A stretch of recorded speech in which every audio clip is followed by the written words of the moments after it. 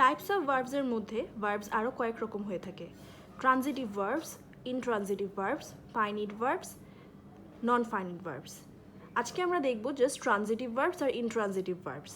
Transitive verb আসলে কি? Transitive verb বোঝার জন্য আমাদের একটি অবজেক্টের প্রয়োজন পড়ে। তার মানে ট্রানজিটিভ ভার্ব আসলে একা বসতে পারে না। যেমন শি লস্ট হার কিস।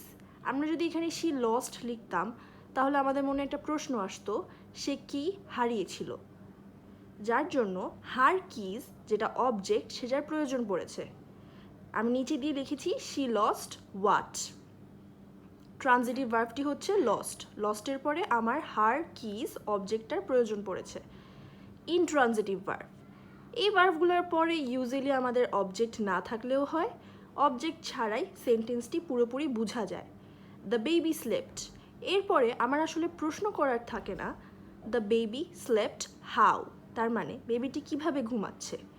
যদি আমি পিসফুলি দিতে চাই তাহলে সেই অবজেক্টটা হবে এক্সট্রা, যার জন্য আমি লিখেছি স্লেপ্টের পর অবজেক্ট ম্যান্ডেটরি না, অবজেক্ট ছাড়াও স্লেপ্ট ভার্বটি নিজেই অর্থ বোঝাচ্ছে।